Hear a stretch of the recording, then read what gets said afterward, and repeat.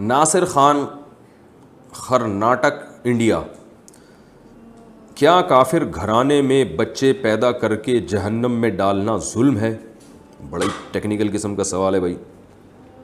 کہہ رہے ہیں ہم الحمدللہ مسلمان گھرانے میں پیدا ہوئے ہیں تو اسلامی کو فالو کرتے ہیں، جبکہ دوسرے مذہب کے لوگ جس گھر میں پیدا ہوتے ہیں تو اسی کو فالو کرتے ہیں اور اسی طرح مر جاتے ہیں. اسلام میں یہ ہے کہ وہ لوگ ہمیشہ جہنم میں جائیں گے.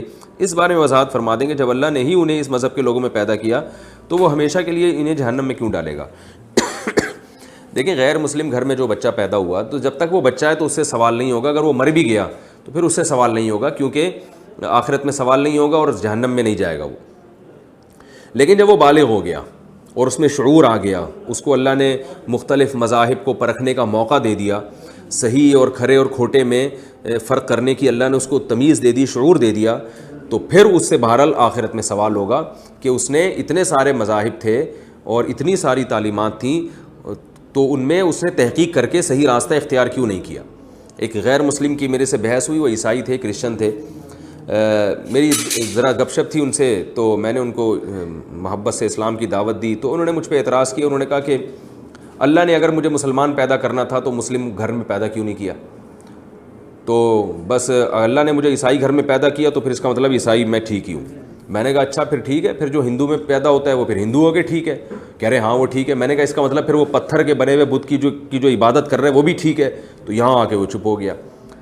تو ظاہر ہے جب کوئی شخص ہندو گھرانے میں پیدا ہوا ہو، بالغ ہونے کے بعد وہ پتھر سے بنے ہوئے بت کے سامنے جھکتا ہے، تو محض اس بیس پہ کہ میرے ابا اس کے سامنے جھکتے ہیں تو میں بھی جھکوں گا، یہ کوئی دلیل نہیں ہے. اس عیسائی سے میں نے یہ بھی کہا اچھا مجھے ایک بات بتاؤ، اگر اللہ نہ کرے کوئی شخص چور کے گھر میں پیدا ہو جائے تو کیا اس کے لیے چوری الاؤڈ ہوگی؟ حکومت اس کو اس بیس پہ چھوڑ دے گی چونکہ آپ کے ابا بھی چور تھے، اماں بھی چور تھیں، دادا بھی چور تھے، نانا بھی چور تھے، لہٰذا اب آپ نے بھی چوری کر لی تو کوئی سزا نہیں ہے؟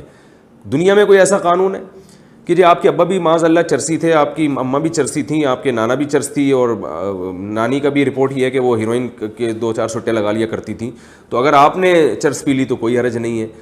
فلاں بھی آپ کے خاندان میں ہیروئن چی تھا، فلاں بھی ہیروئن چی تھا، تو آپ نے بھی ہیروئن پی لی.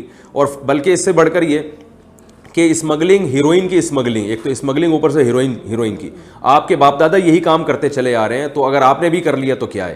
تو کیا اس بیس پہ کوئی گورنمنٹ ایسی ہے جو کسی کو چھوڑ دے؟ ظاہر ہے ایسا ممکن نہیں ہے. تو اسی طرح اللہ بھی نہیں معاف کرے گا کہ جب آپ بالغ ہو گئے، آپ میں شعور ہو گیا، آپ کو اس کھرے اور کھوٹے کا فرق معلوم ہو گیا، تو پھر آپ کو محض اس بیس پہ کہ میرے باپ دادا کیا کرتے تھے، اس بیس پہ آپ کو قیامت کے دن معاف نہیں کیا جائے گا. اس لیے یہ کوئی ظلم نہیں ہے اللہ کی طرف سے. ظلم جب ہوتا جب آپ چھوٹے تھے اور اس وقت جو ہے وہ آپ میں عقل ہے ہی نہیں اور پھر بھی آپ کو اللہ جہنم میں ڈال دے. تو قرآن کہتا ہے اللہ ایسا نہیں کرتا. ولا یظلم ربک احدا، تیرا رب کسی پہ ظلم نہیں کرے گا. اور جب تک آزمائش نہیں ہوگی اس وقت تک اللہ کی طرف سے نہ جنت ہے نہ جہنم ہے.